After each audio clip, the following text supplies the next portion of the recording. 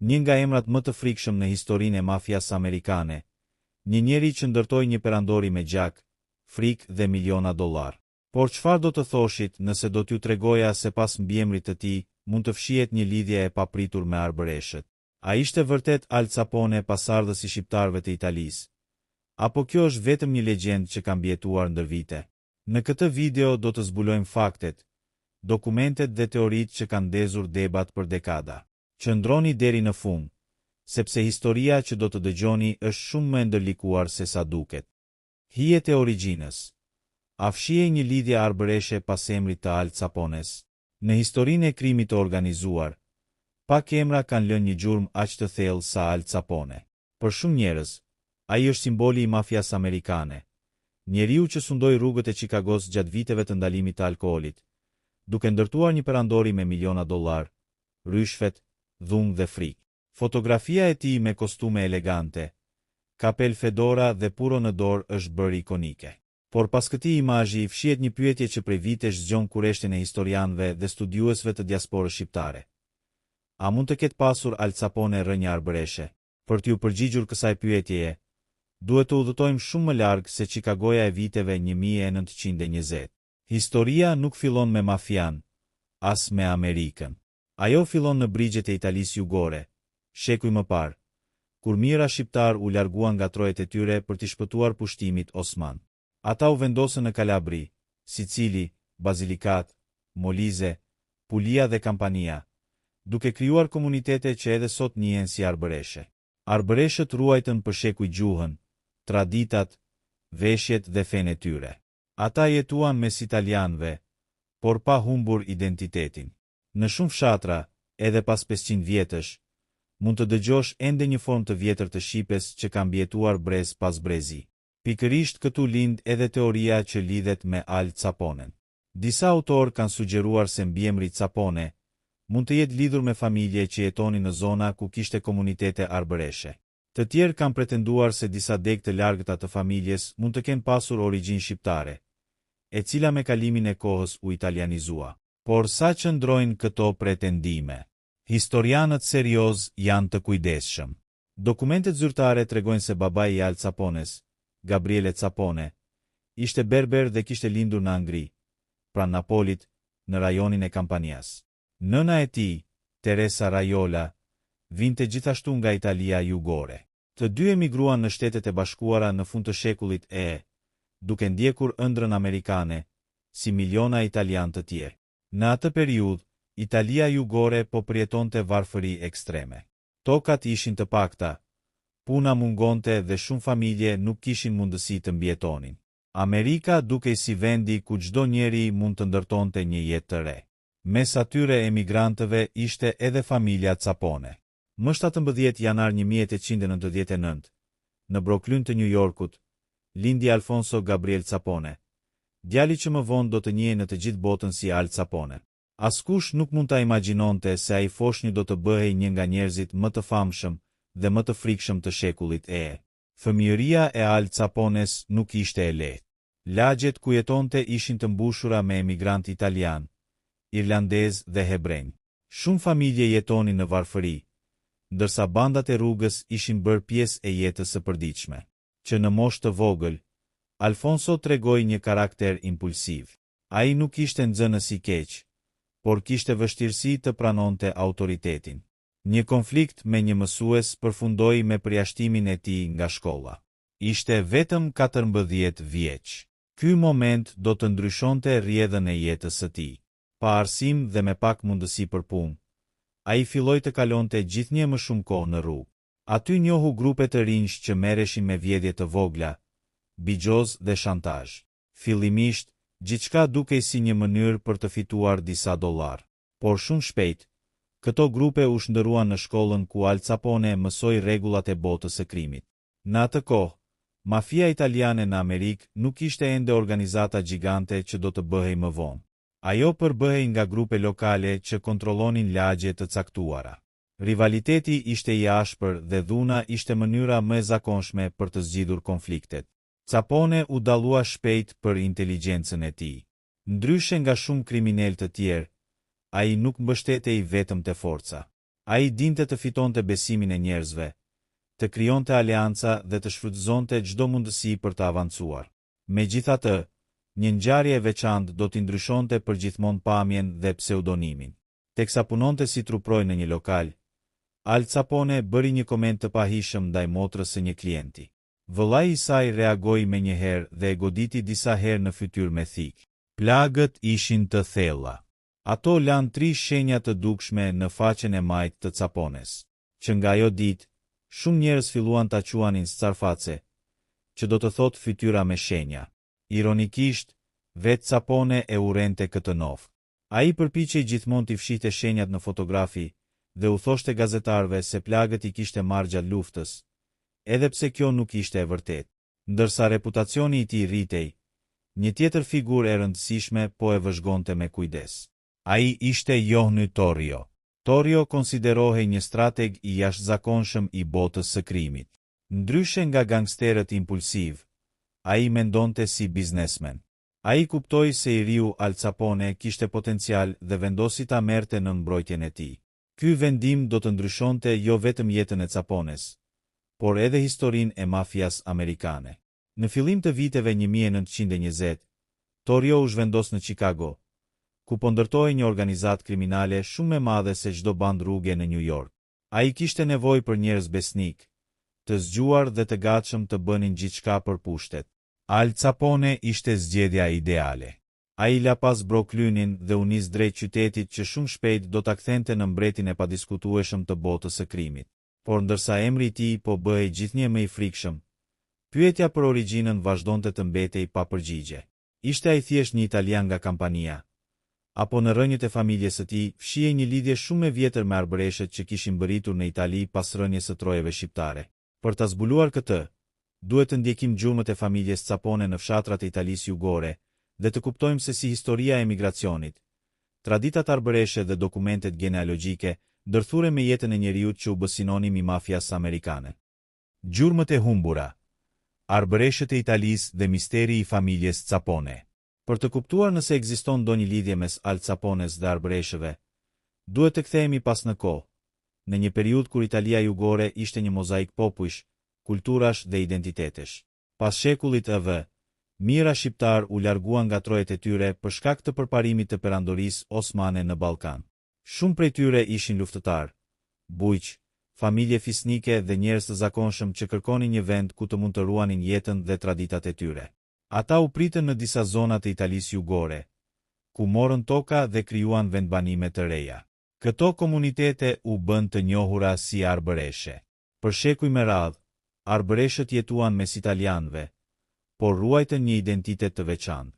Ata kishin emra, zakone dhe një gjuhë që ndryshonte nga italishtja. Në shumë raste, mbiemrat e tyre me kalimin e kohës ndryshuan formë, u përshtatën me gjuhën italiane dhe humbën gjurmët e origjinës së vjetër. Dhe pikërisht ky është një nga problemet më të mëdha kur kërkohet një lidhje historike me figura si Al Capone.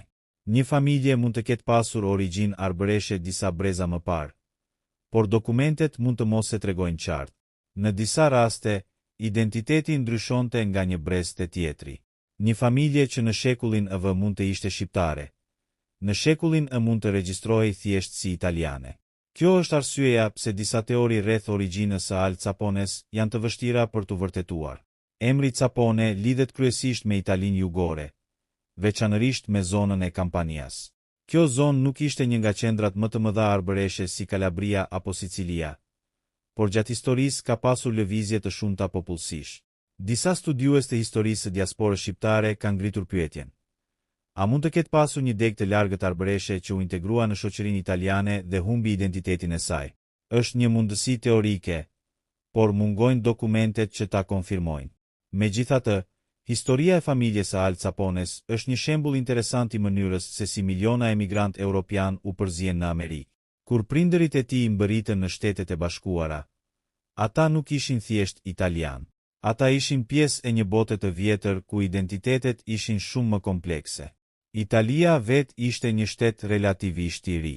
Para bashkimit të saj në shekullin e, njerëzit identifikoheshin shpesh sipas qytetit, krahinës, fshatit apo komunitetit të tyre. Një person nga Napoli mund të kishte një histori krejt ndryshe nga dikush nga Sicilia apo Kalabria. Kjo është arsyeja pse pyetja a ishte Al Capone italian apo arbëresh nuk është gjithmonë e thjeshtë, sepse identiteti i një familjeje nuk përcaktohet vetëm nga një mbiemër. Ndërkohë, ndërsa debatet për origjinën vazhdonin, Al Capone po ndërtonte perandorinë e tij në Chicago. Vitet 1920 ishin një periudhë unike në historinë amerikane. Në vitin 1920 hyri në fuqi prohibicioni, ligji që ndalonte prodhimin dhe shitjen e alkoolit. Qeveria amerikane mendonte se do të ulte krimin dhe problemet sociale. Por ndodhi e kundërta. Ndalimi krijoi një treg gjigant të paligjshëm. Miliona Amerikan ende dëshironin të pinin alkool dhe dikush duhej t'u siguronte atë. Këtu hyn gangsterët. Al Capone kuptoi menjëherë se prohibicioni ishte mundësia më e madhe e jetës së tij. Ai nuk shihte vetëm një aktivitet kriminal. Ai shihte një industri. Me organizimin e tij, ai kontrolloi prodhimin, transportin dhe shpërndarjen e alkoolit në Chicago. Parat filluan të derdheshin. Në kulmin e fuqisë së tij, organizata e Capones fitonte miliona dollar në vit. Ai kishte njerëz në polici, në politik dhe në biznes. Shumë qytetarë të varfër e shihnin si një njeri që ndihmonte komunitetin, sepse ai dhuronte para dhe krijoi programe ushqimi për të varfrit. Por pas këtij imazhi publik fshihej një realitet shumë më i errët. Rivalët e tij zhdukeshin. Betejat mes bandave ishin të zakonshme. Chicagoja u kthye në një fushë lufte mes organizatave kriminale.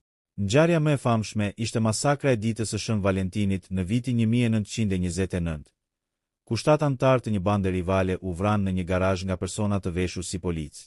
Edhe pse Capone nuk u dënua kurrë për këtë ngjarje, shumë autoritete e lidhen organizatën e tij me sulmin. Ky ishte momenti kur opinioni publik amerikan filloi të ndryshonte. Al Capone nuk shihej më si një gangster elegant. Ai u bë simboli i dhunës së organizuar.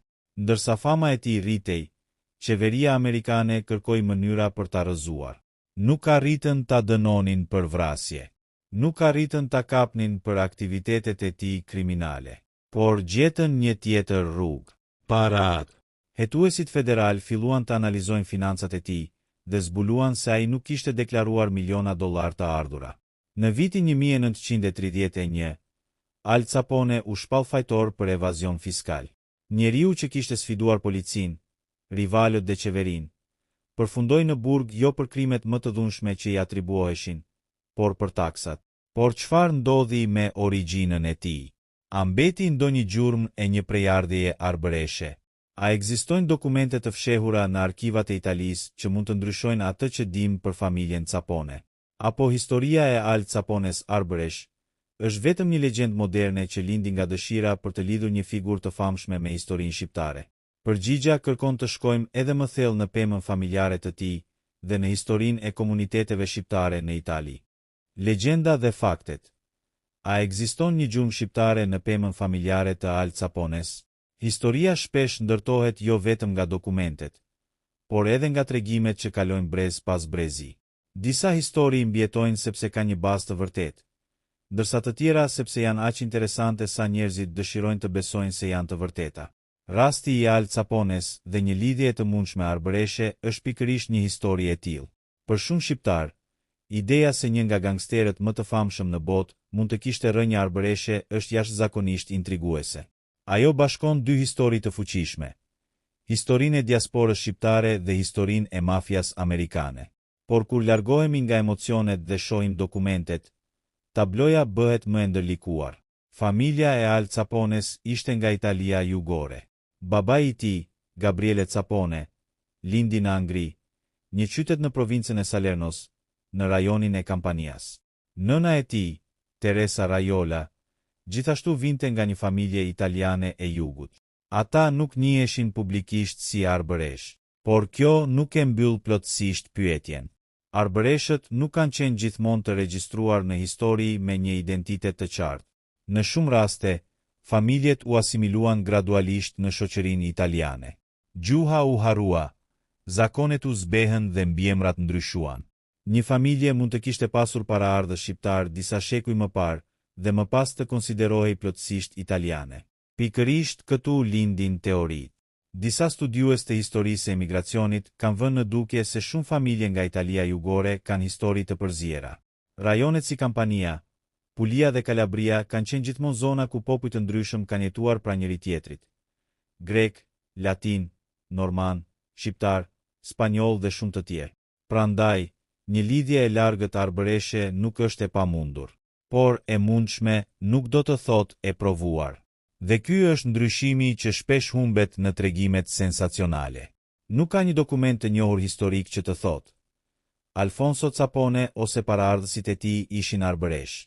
Nuk ekziston një regjistrim familjar që e konfirmon këtë. Kështu që, nëse dikush thot me siguri absolute se Al Capone ishte shqiptar, ai po shkon përtej fakteve historike. Por pse kjo teori vazhdon të qarkulloj? Një arsye është fakti se historia e arbëreshëve është një histori e mbjetesës dhe ndryshimit të identitetit. Shumë pasardhës të arbëreshëve sot zbulojnë vetëm rastësisht origjinën e tyre. Një mbiemër i vjetër, një dokument kishe apo një traditë familjare mund të hap një derë drejt së kaluarës. Një tjetër arsye është se Al Capone vet ishte produkt i emigracionit. Ai ishte djali i një familjeje që kishte lënë Europën për një jetë më të mirë në Amerikë. Ai ishte pjesë e një gjenerate emigrantësh që u përpoqën të gjenin vendin e tyre në një shoqëri të re. Por ndërsa disa emigrantë ndërtuan biznese të ndershme, Capone zgjodhi një rrugë tjetër. Ai u bë një figurë e fuqishme e botës kriminale. Në vitet kur ai kontrollonte Chicagon, emri i tij ishte bërë aq i madh sa gazetarët amerikanë shkruanin çdo ditë për të. Ai jetonte në luks, vishte kostume të shtrenjta, lëvizte me makina të blinduara. Rreth tij kishte gjithmonë njerëz të armatosur, por brenda kësaj perandorie kishte edhe frikë. Capone e dinte se pushteti i tij bazohej në një ekuilibër të brisht. Mjaftonte një tradhti, një gabim ose një hetim i suksesshëm dhe gjithçka mund të shembej. Dhe pikërisht kjo ndodhi. Pas dënimit për evazion fiskal, ai u dërgua në burgun federal të Atlantës dhe më pas në ishullin famkeq të Alcatraz. Atje shëndeti i tij filloi të përkeqësohej. Vitet e jetës kriminale, stresi dhe sëmundjet ndikuan rënd tek ai. Njeriu që dikur kontrollonte një qytet të tërë, tani ishte një figurë e dobësuar. Pas daljes nga burgu, Capone u tërhoq nga jeta publike. Ai jetoi në Florida dhe vdiq në vitin 1947, në moshën 48 vjeçare. Por edhe pas vdekjes, emri i tij vazhdoi të rritej si legjendë. Filmat, librat dhe dokumentarët e kthyen atë në një simbol të epokës së gangsterëve. Dhe bashkë me famën erdhën edhe shumë histori të tjera për jetën e tij. Një prej tyre ishte edhe ajo për origjinën arbëreshe. Por ndoshta pyetja më interesante nuk është vetëm: a ishte Al Capone arbëresh? Pyetja më e madhe është: sa histori familjare kanë humbur gjatë shekujve, dhe sa njerëz mund të kenë rënje të fshehura që nuk i njohin më? Sepse historia e arbëreshëve na tregon një të vërtetë të rëndësishme. Identitetet nuk zhduken gjithmonë kur ndryshon gjuha ose mbiemri. Ndonjëherë ato mbeten të fshehura në dokumente të vjetra, në kujtime familjare dhe në gjurmë që presin të zbulohen. Derisa të gjenden prova të reja, lidhja mes Al Capones dhe arbëreshëve mbetet një mister historik. Një teori interesante, por jo një fakt i konfirmuar. Por historia e Al Capones nuk mbaron këtu, sepse pas rënies së tij fshihet një tjetër kapitull. Si një djalë emigrant u kthye në simbolin më të madh të mafias amerikane, dhe pse emri i tij vazhdon të friksojë edhe sot. Fundi i mbretit të Chicagos, trashëgimia e Al Capones dhe misteri që mbeti pas tij. Në fillim të viteve 1930, emri i Al Capones ishte bërë sinonim i fuqisë. Për më shumë se një dekadë, ai kishte arritur atë që shumë gangsterë vetëm mund ta ëndërronin: kontrollin e një pjesë të madhe të ekonomisë ilegale të një prej qyteteve më të mëdha të Amerikës. Por çdo perandori e ndërtuar mbi frikë ka një pikë të dobët. Dhe për Al Caponen, ajo pikë nuk erdhi nga një rival me armë në dorë. Nuk erdhi nga një bandë tjetër kriminale. Erdhi nga një tavolinë me dokumente financiare. Qeveria amerikane nuk arriti ta dënonte për shumë prej krimeve që i atribuoheshin. Për vite me radhë, ai kishte arritur të shpëtonte hetimeve për shkak të heshtjes së dëshmitarëve, korrupsionit dhe frikës që kishte krijuar rreth vetes. por agjentët federal gjetën një mënyrë tjetër. Ata ndoqën paratë. Hetuesit filluan të analizojnë të ardhurat e tij dhe zbuluan se ai jetonte një jetë luksoze pa deklaruar burimet e pasurisë së tij. Vila madhështore, makina të shtrenjta, hotele luksoze dhe një stil jetese që nuk përputhej me deklarimet e tij financiare u bën provat kryesore kundër tij. Në vitin 1931, Al Capone u shpall fajtor për evazion fiskal. Dënimi ishte i rëndë. Ai u dërgua në burg dhe njeriu që dikur kishte komanduar 10 njerëz të armatosur, tani ishte i burgosur. Por burgu nuk ishte vetëm një humbje lirie. Ai ishte fillimi i rënies së plotë të figurës së Al Capones. Gjatë viteve të burgimit, shëndeti i tij u përkeqësua. Ai kishte probleme serioze fizike dhe mendore. Sëmundjet e dobësuan dhe njeriu që dikur duke i pathyeshëm filloi të humbiste fuqinë e tij. Kur doli nga burgu, ai nuk ishte më gangsteri i frikshëm i Chicagos. Ishte një njeri i lodhur, larg botës që dikur kontrollonte. Ai u tërhoq në rezidencën e tij në Florida, ku kaloi vitet e fundit të jetës larg vëmendjes publike. Më 25 janar 1947, Al Capone vdiq nga komplikimet shëndetësore, por vdekja e tij nuk e mbylli historinë. Përkundrazi, ajo e ktheu në një legjendë. Disa e kujtuan si një kriminal brutal që solli dhunë dhe korrupsion. Të tjerë e panë si një produkt të kohës së tij. Një njeri që u ngrit në një periudhë kur ligjet krijuan një treg të jashtëzakonshëm për krimin. Por përtej debatit moral, një gjë është e sigurt. Al Capone mbeti një nga figurat më të njohura të shekullit e. Dhe pyetja për origjinën e tij vazhdon të tërheqë vëmendje. A kishte ai gjak arbëresh? Për momentin, historia nuk ka një përgjigje përfundimtare. Nuk ka prova të mjaftueshme për ta quajtur Al Capone shqiptar apo arbëresh. Por historia e tij na kujton diçka shumë më të madhe. Njerëzit shpesh mbajnë pas vetes histori që nuk duken në sipërfaqe. Miliona emigrant europian mbërritën në Amerikë në fundin e shekullit e dhe fillimin e shekullit e. Ata sollën me vete gjuhë, zakone dhe histori familjare që shpesh humbën me kalimin e brezave. Mes tyre ishin edhe arbëreshët. Pasadësit e shqiptarëve që u larguan nga Ballkani shekuj më parë u shpërndan në shumë vende të botës. Disa ruajtën identitetin. Disa u përzien me kultura të tjera. Disa harruan edhe vetë origjinën e tyre. Prandaj, ideja se një figurë si Al Capone mund të kishte një lidhje të largët me këtë histori është magjepsëse. Por historia duhet të ndahet nga legjenda. Dhe ndoshta kjo është ajo që e bën këtë temë kaq interesante. Sepse ndonjëherë misteri nuk qëndron vetëm te ajo që dim. Misteri qëndron te ajo që mund të jetë fshehur ndër vite. Al Capone do të mbetet gjithmonë simboli i një epoke të errët të Amerikës. Një djalë emigrant nga një familje italiane e jugut, i cili u kthye në njeriu më të famshëm të botës së krimit. Një njeri që ndërtoi një perandori të madhe, por humbi gjithçka. Një emër që lidhet me mafian, prohibicionin dhe historinë e Chicagos. Dhe një histori origjine që vazhdon të ndez debate. A ishte thjesht një italian nga Kampania, apo në pemën e tij familjare fshihej një deg e harruar arbëreshe?